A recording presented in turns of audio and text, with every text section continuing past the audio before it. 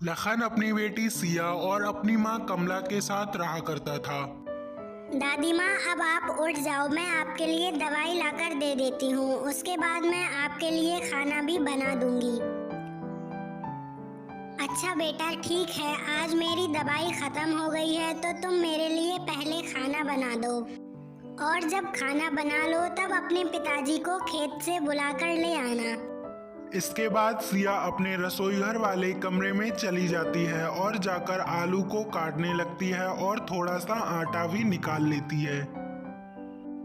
सिया को खाना बनाना बहुत ज़्यादा पसंद था, इसलिए वह खाने में अक्सर सब्जी पूड़ी बनाया करती थी जो उसके पापा और दादी को बहुत पसंद थी। सिया खाना बनाने के बाद अपने पिताजी को बुलाने के लिए खेत पर पहुंच जाती है। पिताजी, अब काम बंद कर दो और घर पर चलो, मैंने खाना बनाकर तैयार कर लिया है। अच्छा सिया बेटा, ठीक है, मैं अभी अपना काम बंद कर देता हूँ और तुम्हारे साथ घर पर चलता हूँ। इतना कहने के बाद सिया अपने पिताजी के साथ घर पर चली जाती है। सिया बेटा, तुमने तो आज बहुत ज़्यादा अच्छी आलू पूड़ियाँ बनाई हैं। इतनी स्वादिष्ट आलू पूड़ी है मैंने कभी नहीं खाई। पिताजी, आप तो मेरी वैसे ही तारीफ करते रहते हो, और तो कोई भी नहीं करता कि मैं सब्जी पूड़ी अच्छी बनाती हूँ। जैसे ही वे तीनों खाना खाकर उठते हैं, उसकी दादी माँ अचानक गिरकर बेहोश हो जाती है। डॉक्टर साहब, जब हम लोग खाना खाकर उठे थे तब अचानक से माँ गिरकर बेहोश हो गई। बताओ इनको क्या हो गया है? देखो, तुम्हें पहले काउंटर पर पैसे जमा करने होंगे, उसके बाद हम तुम्हारी माँ का इलाज कर पाएंगे। लखन के पास एक भी रुपया नहीं था तो वह गांव के सेठ के घर जाने का सोचता है। क्या बात है लखन, इतनी रात गई, आज तुम मेरे घर पर कैसे आए? सब कुछ ठीक तो है? सेठ जी, कुछ भी ठीक नहीं है। आज मेरी माँ की तबीयत अचानक से खराब हो गई और डॉक्टर ने पैसे मांगे हैं।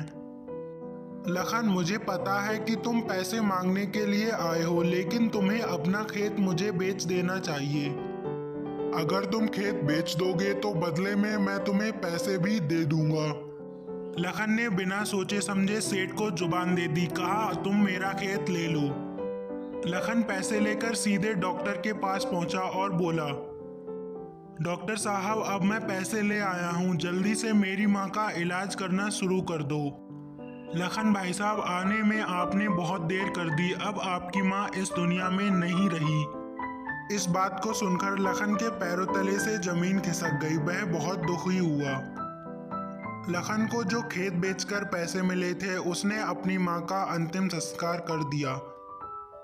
पिताजी, हमारे पास तो केवल एक ही खेत बचा था, वो भी आपने बेच दिया है। अब हम क्या करेंगे और क्या खाएंगे?